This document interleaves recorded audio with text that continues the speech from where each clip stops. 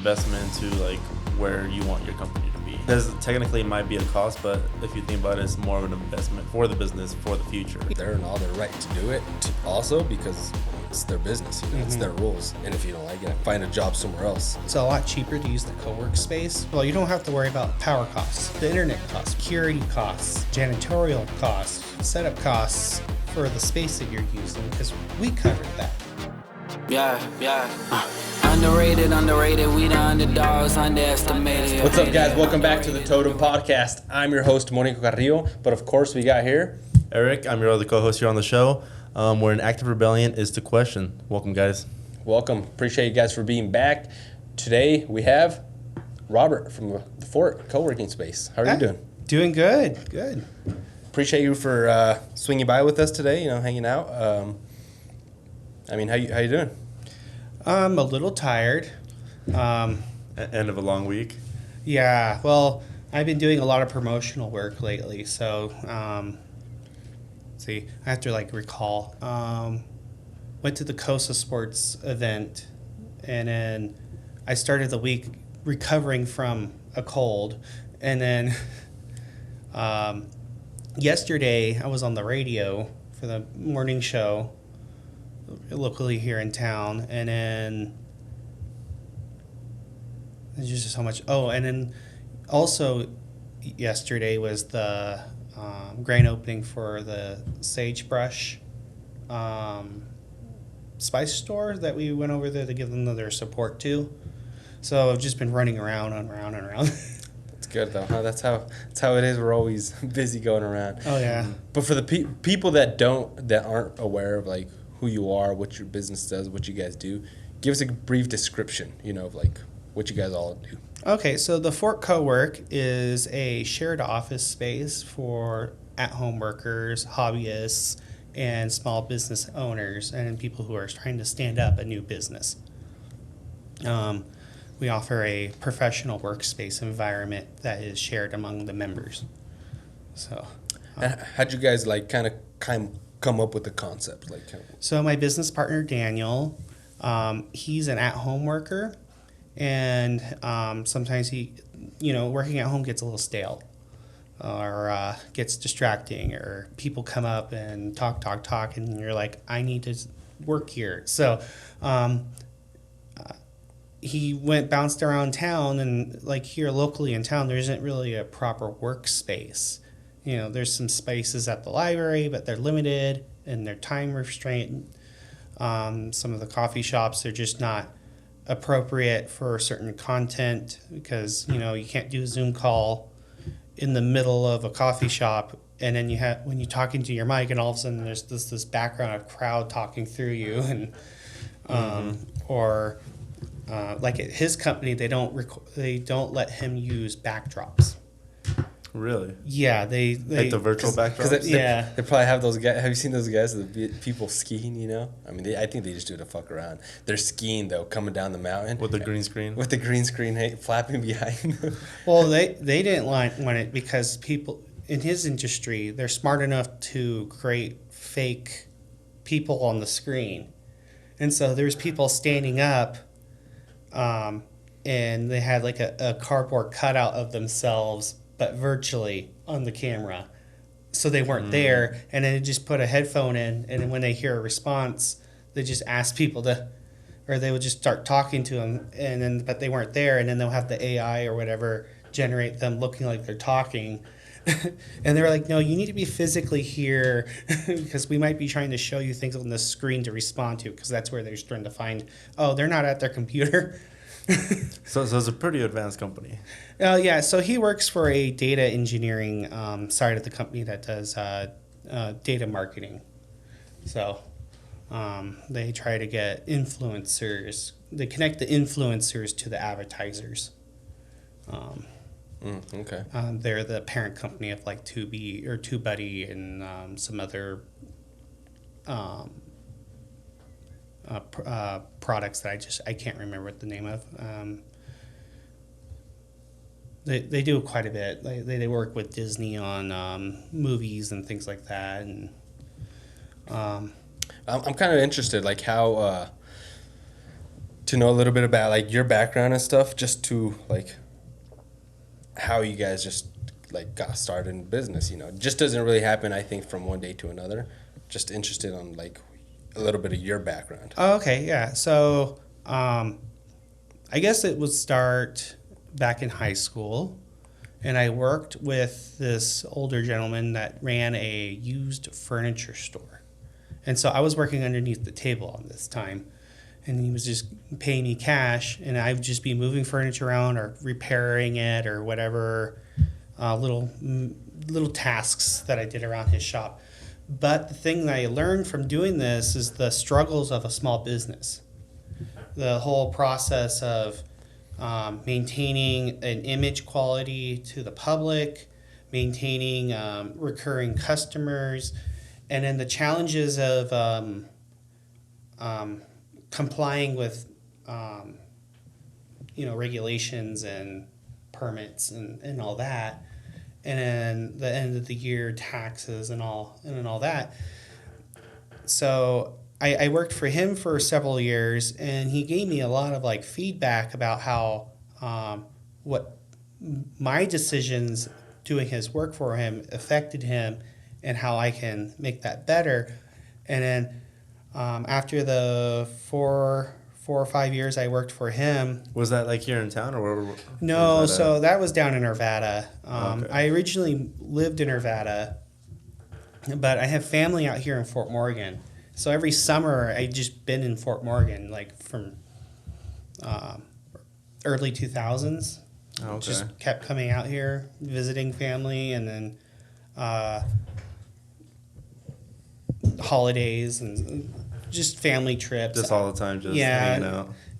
Back and forth. I would say like I'm partly grew up in Fort Morgan and the surrounding areas because I have an uncle that lives out in Wiggins, and then I have an aunt that lives here in town in Fort Morgan.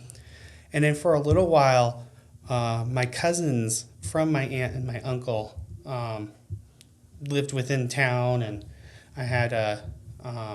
So do you live in town now? Yeah, I do live in town now. Okay. Yeah. My mother ended up moving out here after my parents separated because she wanted to be closer to her brother and her sister. So she moved out here. And then my brother moved out here after her. And so I decided to move out here to be closer to my mom while my dad stayed down in Arvada. And then, so I bought a house out here. And then I needed some extra cash, so I was renting out my bedrooms, my extra rooms in my house. And that's how I met Daniel. He ended up being a roommate of mine. And at that time, he was just a college student. He was just trying to get his master's degree in data engineering. But he couldn't afford the rents out in Denver. So he, you just kept going outer and outer and outer and outer and outer until you can find something that's affordable. Yeah, so he already had a remote job that he was doing, which was GIS. Like mapping and stuff. Yeah, he was creating maps for particular projects, and so he could technically live anywhere. So he was already a remote worker. But he was using Cowork spaces. But I didn't know what Cowork spaces were yet until he got his master's degree, and he needed to be like in a more professional setup with his work. Instead of being a freelance contractor, he was now being employed by people. And how long was this ago? Like when you kind of started getting introduced to like the working spaces and all that stuff? Yeah, so that was about 2 years ago. Okay. 2 or 3 years ago, right before COVID. I ended up moving with Daniel up to Cheyenne for a little while, and I kept my house down here, and I just rented the whole house out. And then I hanged out with Daniel up in Cheyenne because he ended up working for Dish Network. And we had a bunch of roommates, and he... couldn't work in the house they were in because the internet was really bad, and we were near a train, and so there was just constant train travel going across and back, and so it was just noisy in there because we were in an old apartment complex. So he started using the co-work spaces out there, And then he took me out there because I was a college student at the time. And I needed a place to do my work study stuff. So he showed me what a Cowork space was, and then I loved it. Like, there was this community of other students and other professionals that were in my field that I was trying to get into, and it really enlightened my idea about a workspace community. And I really enjoyed it because it was kind of like a club in a way, because you paid a membership, so you were in there. But it was like a modernized concept of it. So it wasn't just like that boys club over there. It was like there was diverse people and ideas, and the amenities that they offered in the space were just nice. They had a gaming room, and they had VR setups, and they had a full gym. And Really? oh yeah, So as well as all out, like, amenities wise. yeah, it was all out amenity wise. And so You were at a country club then, yeah. yeah, it was basically like that. But so the space that they were using, they bought one of those really big, like, downtown buildings in Cheyenne, like the multi-floored, and they rented the last 2 or 3 out as apartments, and members of the Cowork could got a discount on their rent for those apartments, but it was open to the public. And then they had a couple floors where it was just office spaces, like rental offices for people to rent. That was out for the public. And then they had a couple more floors where one floor was just all the amenities. So the gym, and then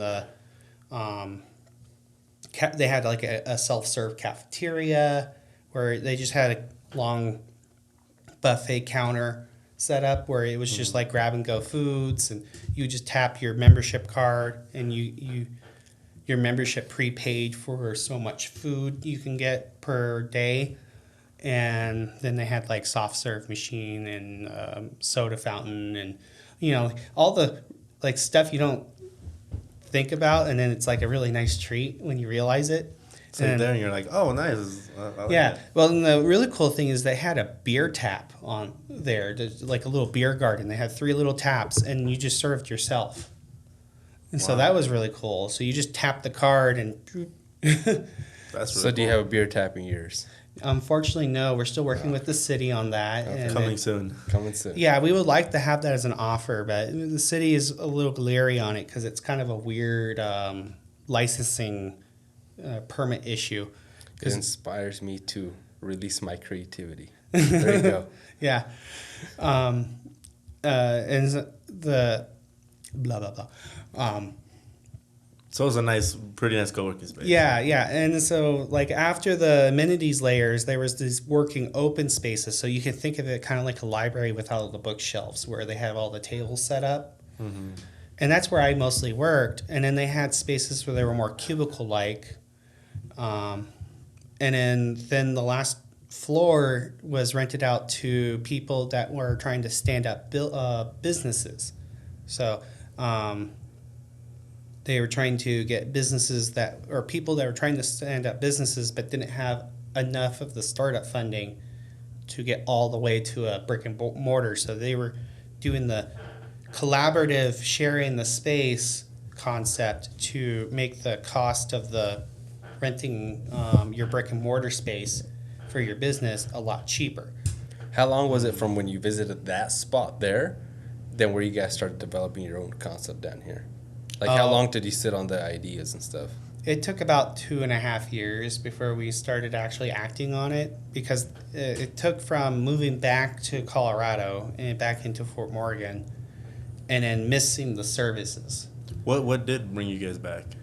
Oh, If so you guys had like all the services over there that you needed. So Dan ended up quitting Dish Network and then started working for Ben Entertainment, which is his current work. And then that was completely remote. Dish at that time was half and half, so he had to go to a physical office half the time. Oh, okay. Yeah, and when he when we moved back here and we went back to our house here,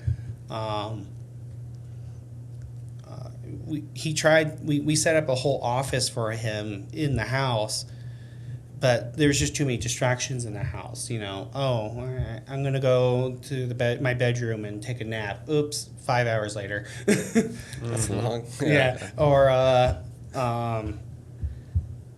I need to get that thing done in the house really quick. Oops, 3 hours later. I need to do some chores, or dang it, my roommate's being so loud because he's playing some stupid video game and my coworkers can hear it through my mic every time I talk. Screaming profanities. Yeah. Okay. So that was one of the reasons that we were like, okay, we actually need to go out there and have something in place then, right? Yeah, so he was like, I wish there was a co-work space. I wish there was a co-work space. I missed the co-work space we were using. And and then I was just like, well, why don't we open our own? And he was just like, I guess we could, but we need the startup funding and stuff. And I was like, I don't mind refinancing my house. And we are friends with we're friends with our landlord, with her son, and she was our building that we're in now was going to be an import African grocery store. But then they pulled out halfway through getting set up.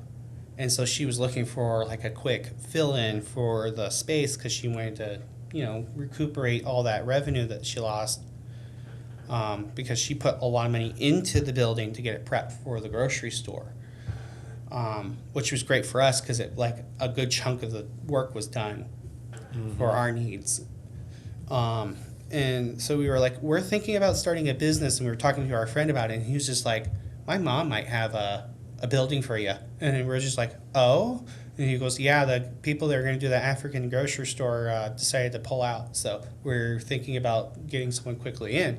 And we're like, cool. And then we talked to her, and then we ended up getting we wouldn't pay rent until we opened, type of thing. So the time of setting up all of the space for the co-work needs we didn't have to be the burden of the rent for that, the lease costs.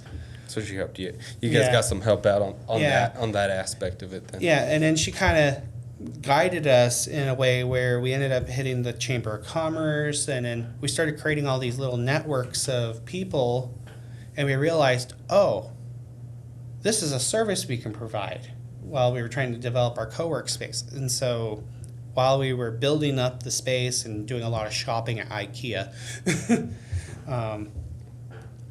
we started making connections with people, and now that we have that built up, we've been trying to use that to help the other small businesses that are in our co-work space connect and find people, and like you guys.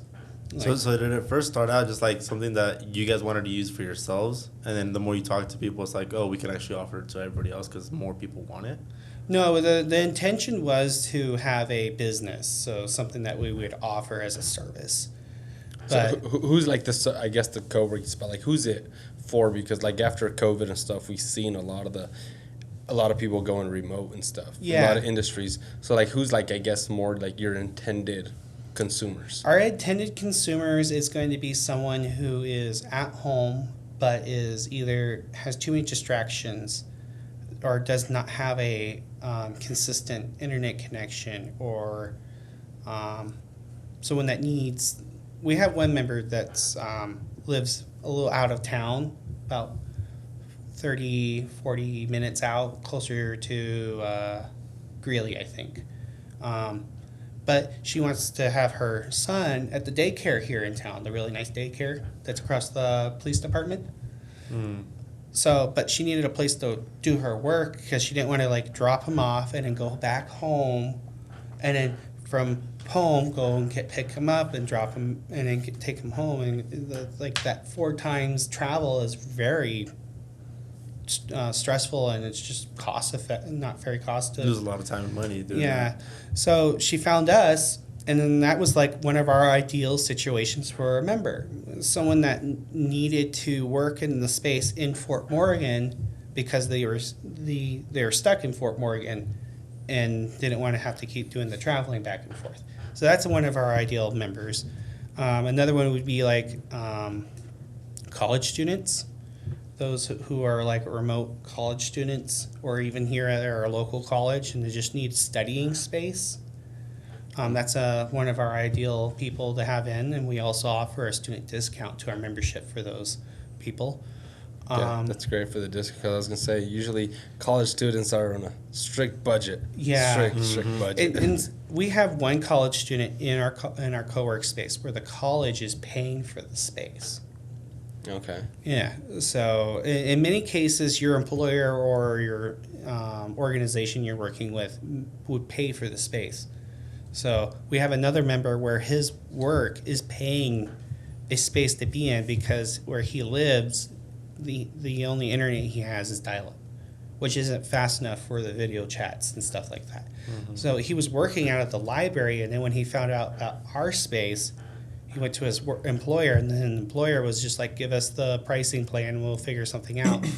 And they ended up taking their higher tier pricing plan, and he ended up being a member, and he really enjoys it because, we offer sodas and snacks to eat off of, and we have the staple internet. But the other thing he really likes is that it's a 24-hour access for our members. So they can go whenever then? Yeah, so when you have an evil employer that makes you come in on Christmas morning, the door will open for you. Okay. Yeah. I also remember when we were at the the networking event that was at the Country Road. Yes, yeah. That you guys shared a story about like someone who was like driving through and they really badly needed a space to work or whatever. Yeah, tourists. Yeah, people driving through town. Yeah. And then they ended up actually staying and actually like spending money in the town too, which kind of ended up helping everybody out. I actually forgotten about that one. Feels so long ago, even though it's only been like 4 months. It's been a while. 4 or 5 months, yeah. Lots happened.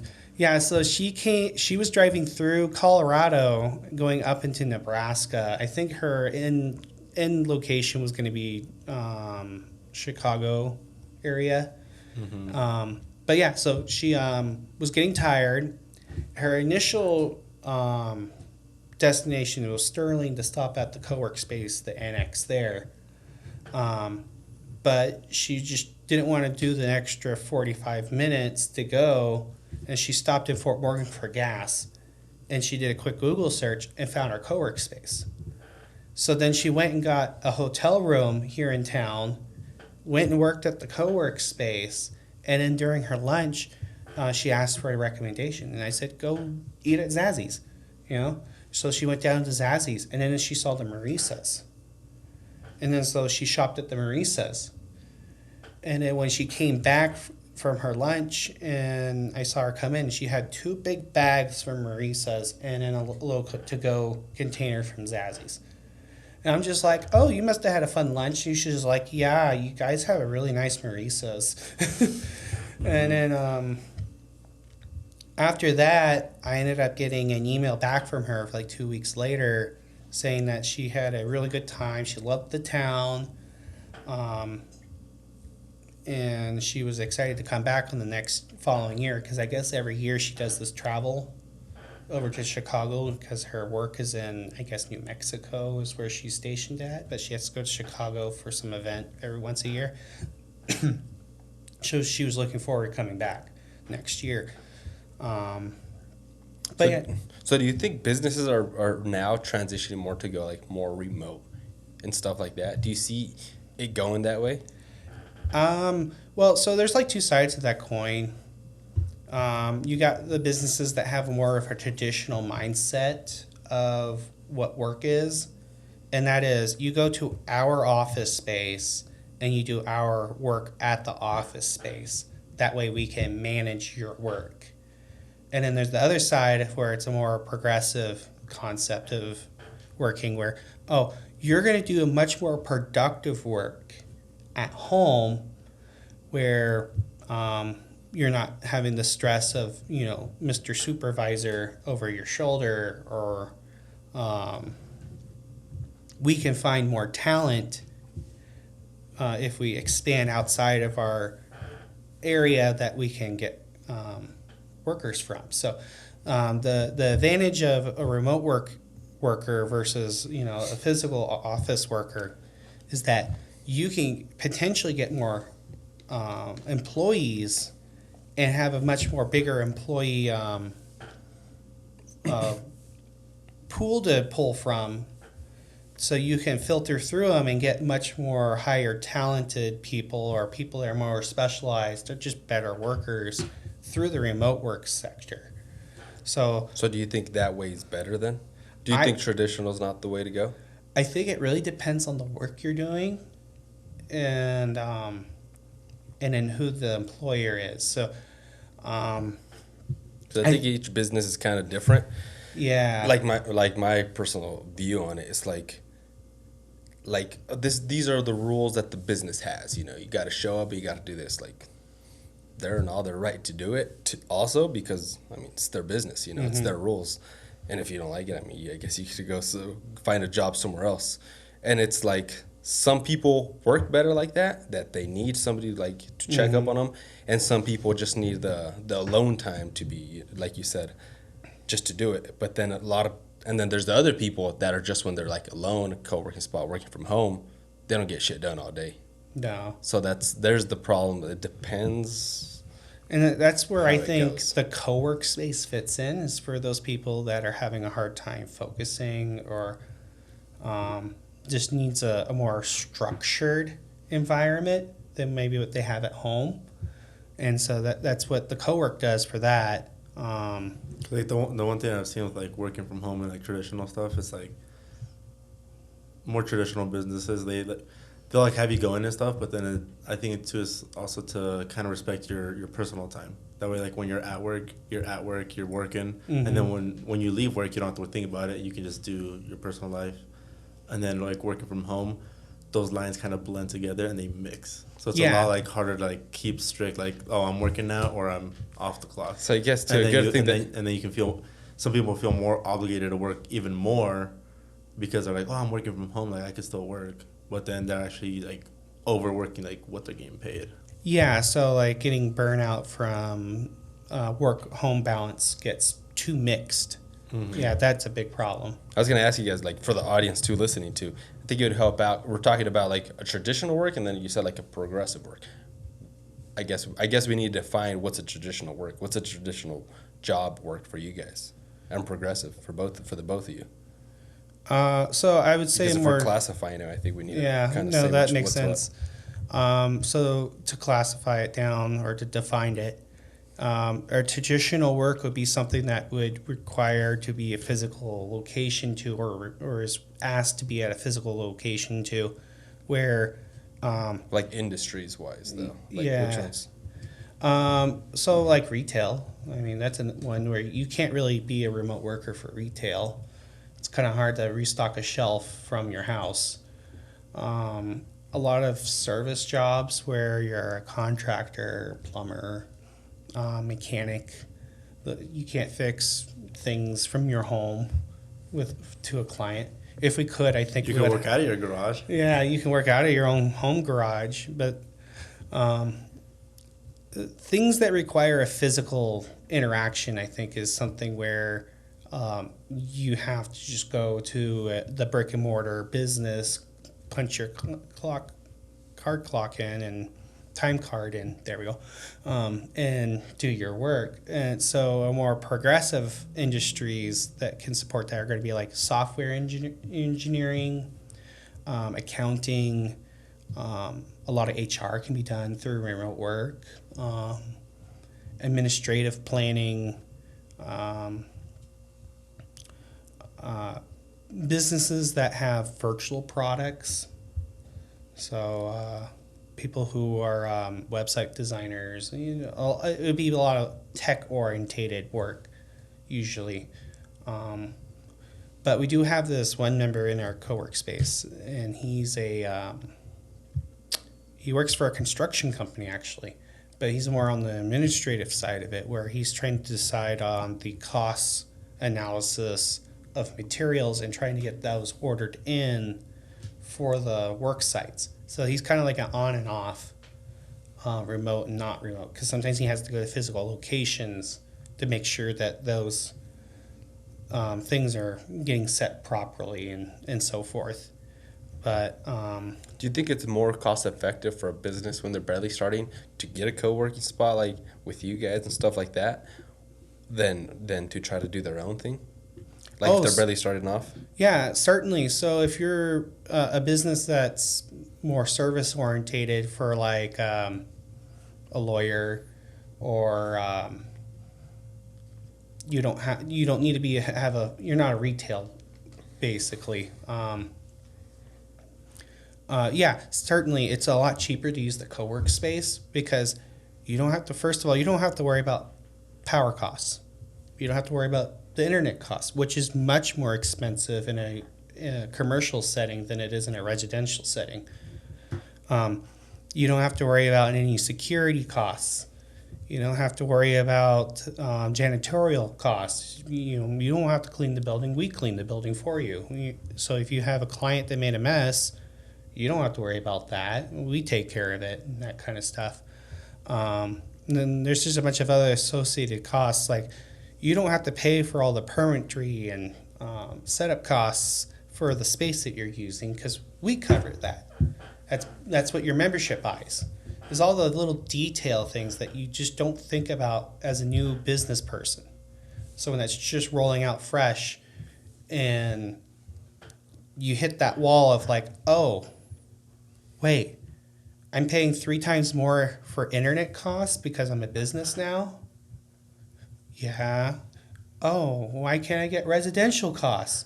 Because you're a business. There's more risks. Because the internet company wants to make more money off of you. Because they know because they know you're making profit now. That's why. I don't make profit yet. I mean, they don't really care. You're classified as a. I'm just telling you that's just how the system works. Because if they didn't want to make more money, then they wouldn't charge. They wouldn't charge the same. Why would they charge the same if? Well, usually, when you get business class internet, you get 24-hour service. Like if something went wrong, they'll send a tech out, like at 3 a.m. to fix your internet. Residential, they don't do that. So they have to charge more because they're paying a tech more for that quality of service.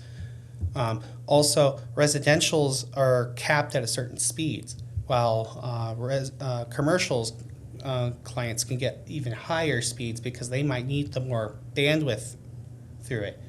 I think you can pay for more speeds if you want. Like they can give it to you. Like you're doing a good pitch for the internet companies right now. It's great. Like I see the benefits, but I'm just saying because we have the same thing here. And I'm not complaining about it. I'm just saying that's the reality comes due. They know you're making more money, and obviously they're going to charge a higher premium for it. Or do they know that you have the ability to make money, and residential is kind of like, oh, that's just I do think that is a decision factor for them to do that.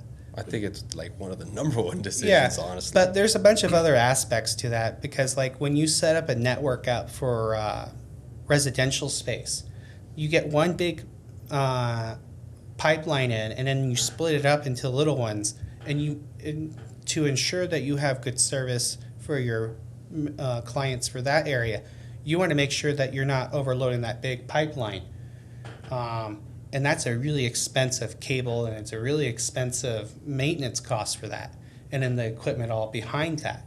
So you want to retain your residential members, your residential customers, so you have lower costs, but you have more of them. So the more of them is able to, as a collective, pay the additional costs for that. When you're a commercial entity and getting internet, you might be taking that whole entire bandwidth for that equipment to their hub, and so that's why you're paying more, is because there's less of us paying for the pot for all that connection.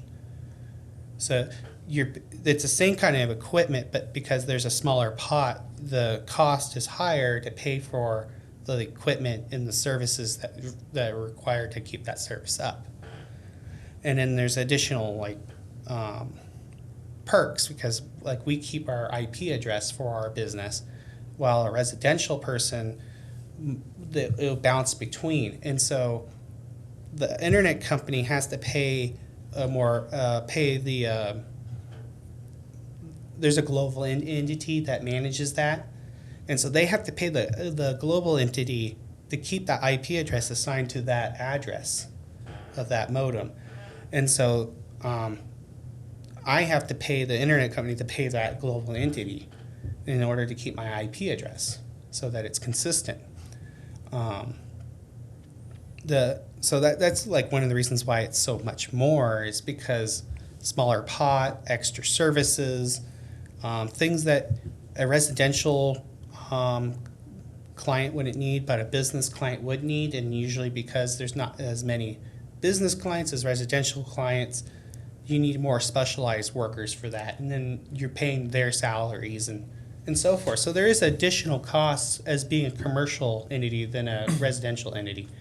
Now, well, there should be additional costs because you should be giving them additional benefits. yeah, It's not the same service. It's the same like network technically, but it's not the same service to each person. And it's Yeah. also like it's a business. They want to take better care of them, but then it's also going to come with a price tag. yeah. So Yeah. that's why it's more. Yeah, but you did a great job. They sold you really good on the internet. Then you're great at it. When I said I was going to college to be a network engineer. There you go. So I have a technical background to that. Yeah. No, I know the whole ins and I outs. kind of got it just from you got it. explaining. Yeah. that, yeah. But kind of going back to what you guys do, not sidetracking off of that. I wanted to ask you, like, because I see you have like some Tai Chi classes and stuff. Oh, so, yeah. So what's this? So the Tai Chi class, we have this gentleman that's wanting to teach Tai Chi, and he was looking for a space to do it in, and he found us, and then we were offering that our conference room is just more than just business work. So what's Tai Chi? I mean. Oh, so from what I understand, Tai Chi is it's a mixture of like meditation movement. So it's like yoga type of stuff, I guess. I would say it fits in that category, but because of a cultural differences, I think they're from a different region in Asia. It's considered different because Tai Chi is like moving, flowing energy through you is what their concept is. So like yoga. But in yoga, it's more like poses. Okay, You yeah. pose in yoga, but in Tai Chi, you're constantly moving to do the flow. Yeah. So just quick question out of there. Like for me, maybe I don't understand it, but why is one of those in a conference room with you guys? Because we offered it free for him as he's starting up his business for that. You wouldn't think like people like I'm just giving you like the contradiction to it, like that people like they're in there, they're moving, they're like sweaty, it kind of starts turning into like a yoga type of stuff in a working environment while you're supposed to be like working, you know what I mean? Yeah, so the way the building's laid out, it's isolated enough so that wouldn't be a bother to our members in the working space while they're in the conference room space, because we can literally separate those two halves of the building with just a door. So we just close our big double doors off, and then the yoga team is over there, and we have our work environment over here. But we have members in our Cowork space that end up doing the Tai Chi, and they like it as an amenity. So that's why we've been offering it free for this gentleman to use the Cowork space to do his Tai Chi classes. And like, he's not charging for the Tai Chi. They're completely free classes every week. So they go to the Tai Chi class and then they go back to work? yeah, so they consider it as an amenity because it's a moment to take a break from work and kind of like mentally reset you. And then so then nobody else like really uses the conference room. Well, we do have people using the conference room. So Bianca from Costa Sports uses it to interview new volunteers, new coaches. We have another member that comes in and does presentations occasionally. I wouldn't consider them as like a full-time member, but like a part-time member where when they need it, they pay for it kind of thing. He comes in and does a presentation for some type of Medicare setup. He invites his clients list in, and we do a little refreshment table of coffee and chips and stuff for him. And then he does that, and that's like every couple months. We guys also have like complimentary snacks and stuff and coffee for your members. Yeah, so complimentary snacks and drinks. So we offer soda, tea, coffee. Coffee is we try to offer fresh 24/7. It's a little hard to do it with just two of us there, but we try our best. We set up the coffee maker to like make coffee at like 7 or 6, depending on how early people come in. So there's always a fresh pot in the morning at least. But yeah, we offer free snacks. We have bagels and croissants and like little snack bars, and sometimes we offer donuts and then coming up next month we'll be doing a barbecue for our members. So that's a little internal event we do for our members as saying thank you. So for Labor Day we'll have a little grill out. We'll be offering hot dogs and hamburgers for the members and then their families, so their families get to come in and enjoy the space with their and then mingle with the coworkers. So we're trying to like add this environment of like, you know, when you go work in an office and it's Betty's birthday today, and then Bring out the birthday cake. yeah. We kind of trying to bring that kind of like cheesy office, like let's be a little tiny family thing in that space too, but just so that it's not just so drab.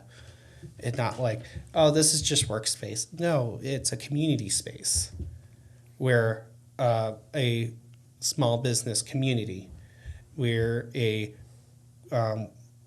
co-working community. We're a community where the community from Fort Morgan and the surrounding areas can use the space like the Chai Chi and come together and do something. We're more than just a workspace. We're a community space. No, that's great. I just had a quick question for you. Do you think the way, I mean, I don't know if you've seen like a lot of people that have been getting, like they get laid off and they get all this, and the first people most of the time they get rid of are like the remote workers. Do you think there'll be a time where the remote working kind of goes away? That people don't do that no more? I think we might hit a point where it might dip, but when they see the dip, they're going to notice it's going to plateau on people trying to come back. So they're going to drop people, and then they're going to say, you need to come back to the offices, or they're going to be like, we want office workers. They're going to notice they're going to struggle filling those desks at their offices.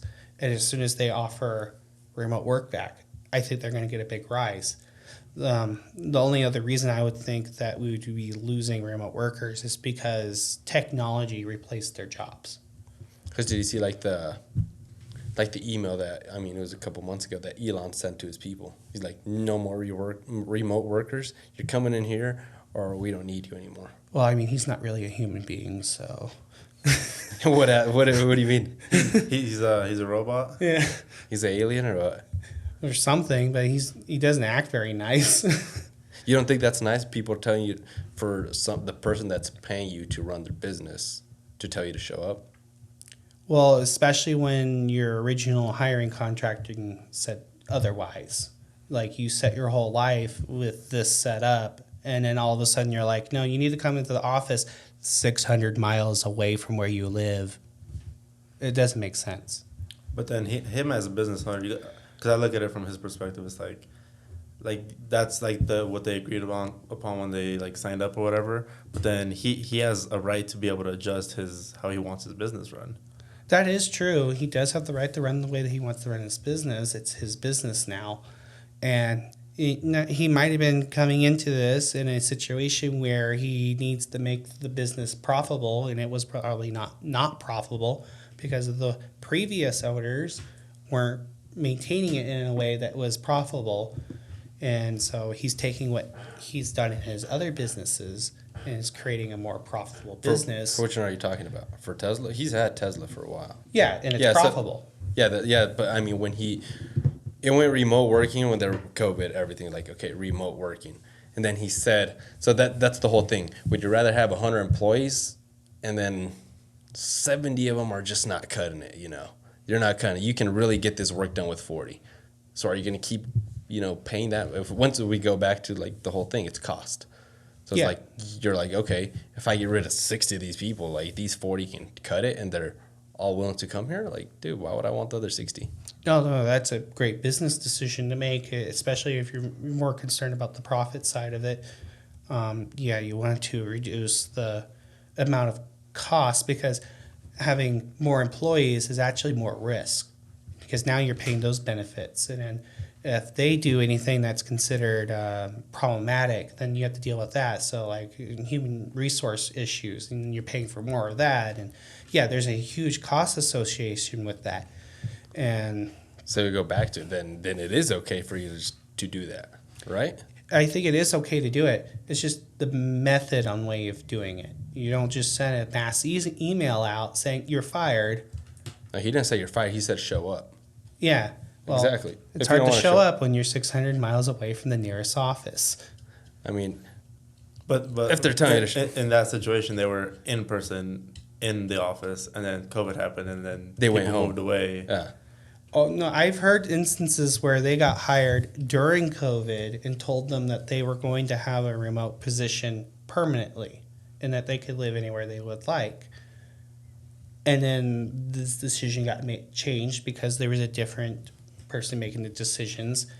And I don't think he considered that the pool of people that are in that is probably really, really small. So the risk of making that business decision is quite small. So it sucks for the individuals, but it was probably the best business decision for him to make for, I guess now, X. No, so you're talking about Twitter, not Tesla. We just went on. That's a whole different company. Yeah. But he still owns it, but that's a whole different subject, on that.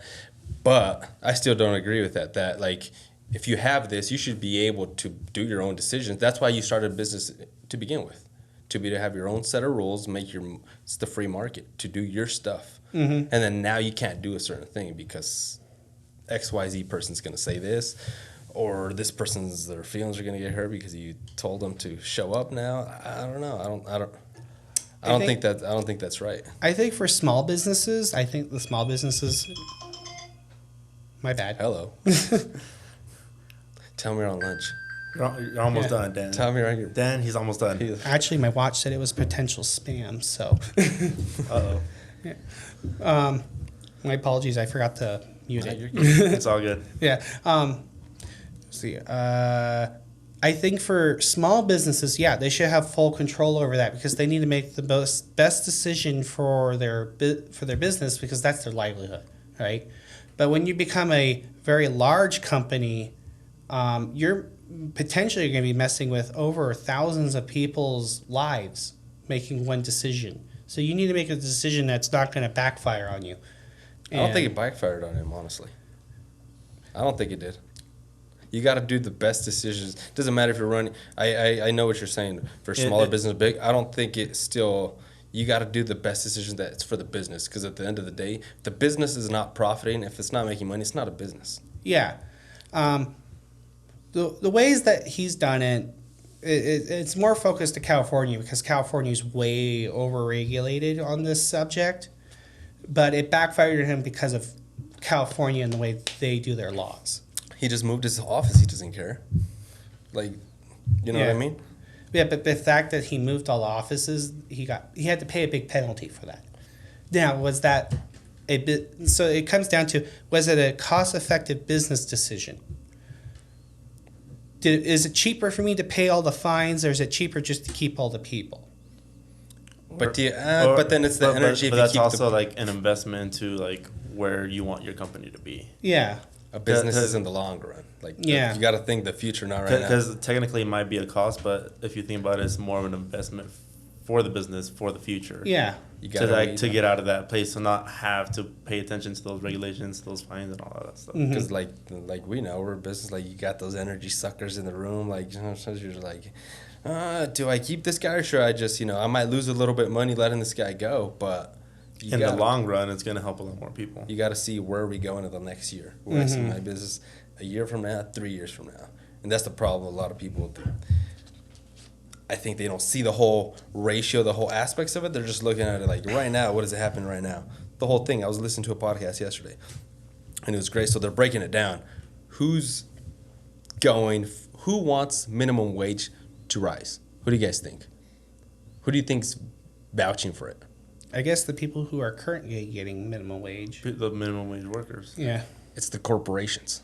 The big corporations, the Amazons, the Walmarts are like, go ahead, raise it. Because they raise it, they have way more money in the bank that they can, all right, they'll pay it. And what happens to the small businesses? Small businesses get they run. fucking disappear. It's like, harder. so they want it. It eliminates the competition. So, like Walmart, Home Depot, all these, like, raise the fucking thing. Raise it. Yeah. Because then I have no, I might suck for me for a little bit, but now those, say you're at Walmart. And then you're the only big dog. Those, that bike or whatever you want to go buy at Walmart, it was $70. Shit, now it's 90.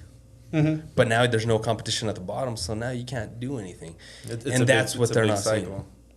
They're doing it with UPS. People want to get paid more, so to raise the minimum wage. So then they raise the minimum wage, but then the cost of everything go up because the minimum wage is up. So then they want minimum wage to go up again. You know what the average wage is for UPS?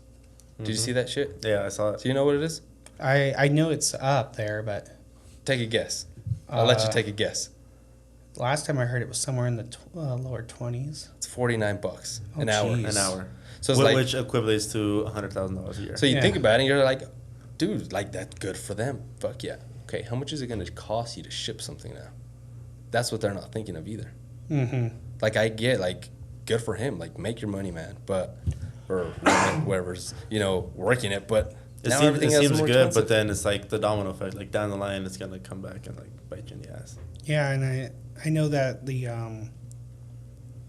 other competition, their costs are comparable, usually. So they're either pocketing that extra cash, or they're also now playing their employees also that to try to steal the work pool over to their side. Because that's also another game that a lot of big companies do is like, oh, you work for that company. We'll pay you a little bit more and offer you a little bit better services because you made that product or you helped develop that product. And we want you to make a product for us that's a little bit better at that product. Mm-hmm. And what they do, the people run to the shiny light, to the shiny stuff. Shiny object, here we go. The grass is always greener on the other side. Yeah. Until you get to the other side. As a rap song. What rap song is that? I want to say that was Wiz Khalifa. I think it wasn't. Gets up to the other till you get to the other side. Something like that. There you go. Shout out to Wiz. But yeah, so where do you see your guys' business within the next year or the next 3 years? What goals do you guys got? So for the next year, I'm hoping that we hit our current capacity of about 20 members. Somewhere in the next decade, I hope that either we use the whole entire footprint of that building, or we're in the discussion of do we get a bigger building? Because a bigger building means we have a bigger community and a bigger foothold in the area. So my biggest goal is that we become an essential component of how the town works. Trying to uplift more and more businesses and trying to get a more diverse working space. Okay, no, that's awesome. If someone wants to check out pricing or check out the spot, what are the details? Where's the easiest place for people to find you guys? So the easiest space you can find us is going to be at the Fort Cowork, FortCowork.com, not the Fort Work. FortCowork.com, or you can visit us at our physical location at 118 West Railroad Avenue in Fort Morgan. And then, go ahead. And if people want to get to know you guys personally, like the people behind the brand, is it also online? Not necessarily online, but they're more welcome to come in and visit us. We even offer a free day pass to try our space out and see if you're a good fit with us. So, I just say that because we usually do some research on this beforehand and stuff on our guests, and we couldn't really find anything on you guys beforehand. oh yeah, Yeah, we do our stocking, and there was nothing. I was like, fuck. yeah. We're about me and Dan is pretty dry on the public side. When you become a member, we have a full bio of our backgrounds, history, and what our mission is about the company and stuff like that. Some people want to see that before they even try it out. Before they So to get to know you Gives them guys in the intrigued. business, and then they're like, oh, okay, like let me actually go try out the Yeah. Like I like what they stand for. Let me go give them a visit now. Now they're Yeah. intrigued. You know, it's the hook. But Yeah, I never really considered that component of that. I just figured that if they were interested to at least visit or call. Which I have had phone calls or even like people reaching through Facebook on our Facebook page asking questions like of that sorts. Okay. And, yeah. No, that's awesome. Well, I appreciate you for coming out, you know, hanging out with us today, letting us know a little bit, learn a little bit about you guys, your business, and Yeah. the great stuff you guys are doing for the community. Yeah, I appreciate you guys letting me be on your podcast. Yeah, Okay. appreciate it. We'll put all your links down in the description so people can go check you guys out. But guys, thank you guys for joining us on the podcast where an active rebellion is to question. Appreciate it, Yeah, guys. yeah. Underrated, we the underdogs, underestimated.